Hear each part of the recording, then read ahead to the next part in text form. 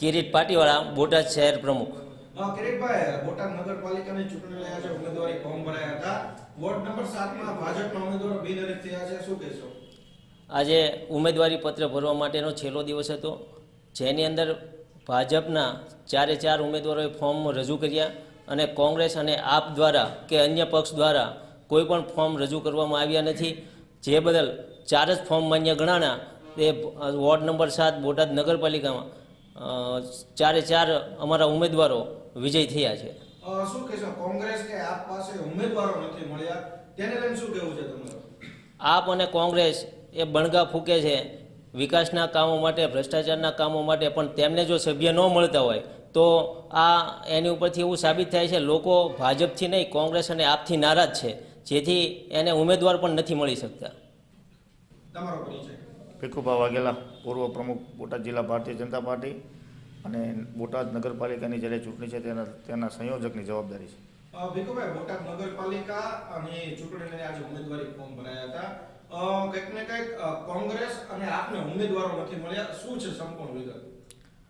આજે જ્યારે બોટાદ નગરપાલિકાના ઇલેક્શન જ્યારે મધ્યસ્થ ચૂંટણી છે ત્યારે આજે છેલ્લો દિવસ હતો ફોર્મ ભરવાનો, ત્યારે ભારતીય જનતા પાર્ટીના અમારા કાર્યકરોમાં આજે ખૂબ અનેરો ઉત્સાહ છે. એનું એક કારણ છે કે આજે જે ફોર્મ રજૂ થયા તેમાં બોટાદના 1 થી 11 વોર્ડની અંદર વોર્ડ નંબર 7માં ભારતીય જનતા પાર્ટીના 4 જ ઉમેદવારોના ફોર્મ રજૂ થયા છે. ત્યારે સામે એક પણ ઉમેદવારનું ફોર્મ ત્યાં રજૂ થયું નથી. એટલે અમારા ભારતીય જનતા પાર્ટીના 4 ઉમેદવારો બિનહરીફ થયા છે.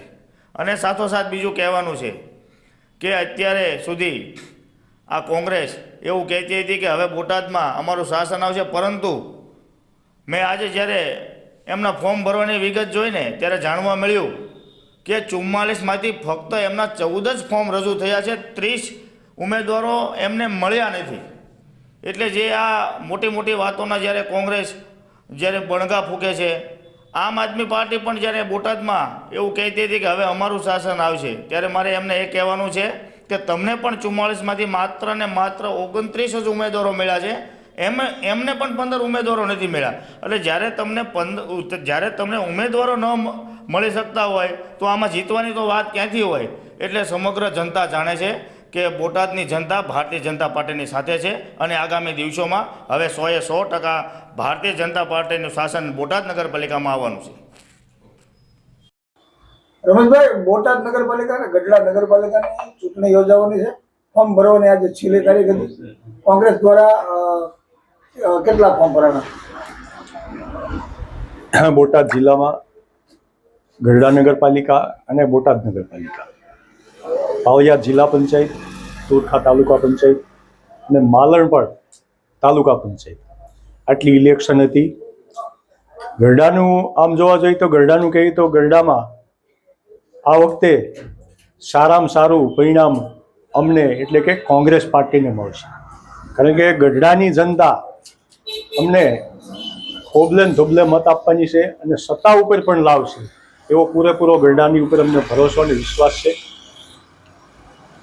રમેશભાઈ, બોટાદ નગરપાલિકાની અંદર પણ કંઈક ને કંઈક વોર્ડ નંબર 7 ની અંદર કોંગ્રેસ દ્વારા ફોર્મ ભરવામાં નથી આવ્યા, શું કારણ?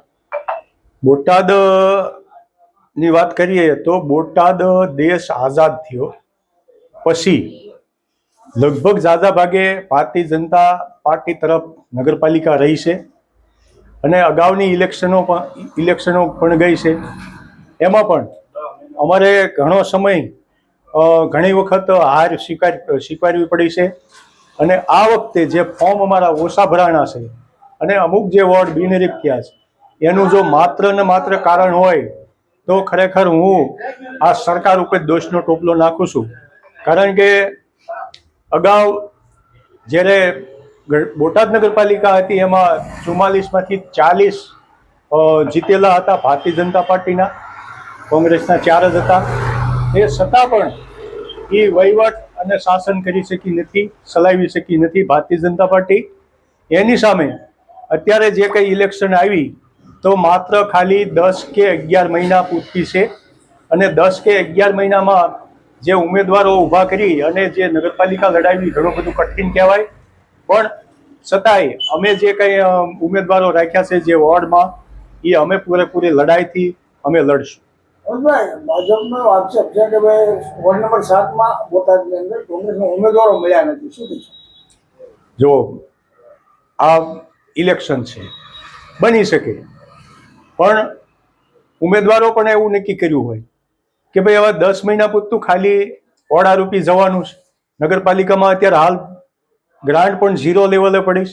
હવે નવું આયોજન આવે, નવું આયોજન આવી અને એનું જે કંઈક ફોર્માલિટી પ્રમાણે આગળની કાર્યવાહી કરવાની થતી હોય તો આ સમય પૂરો થઈ જાય છે. એટલે બુદ્ધિજીવીને સમજુ માણા હોય કે ભાઈ આ કરાય નહીં, પણ છતાંય અમે તો અગાઉ બોટાદના નાગરિકો દ્વારા હાઈકોર્ટના શરણે પણ ગયા હતા, પણ હાઈકોર્ટમાં પણ અમારું સ્વીકાર્યું નહોતું. કારણ કે બોટાદમાં બુદ્ધિજીવી માણસો ઘણા બધા છે, છતાંય આ પબ્લિકની માથે જે બોજ નાખ્યો બોટાદની જનતા ઉપર એ ખરેખર આ સરકારને શોભે નહીં, એવું અમે એને વખોડવી જ છીએ. 44 માંથી 4 બેઠકો ભાજપ આવી ગઈ છે. હવે સત્તા સ્થાને તમારું શું કહેવાનું? 44 માંથી 4 બેઠકો તો આવી ગઈ, બિનહરીફ થઈ છે. હા, કોંગ્રેસને કેટલો વિશ્વાસ સત્તા બનાવવામાં? સત્તા બનાવવામાં સત્તા બનાવવાની વાત એક બાજુ છે કે 44 માંથી 4 અમે જીતા હતા. અગાઉ પણ અમે 44 માંથી 17-18 જ પહોંચ્યા હતા.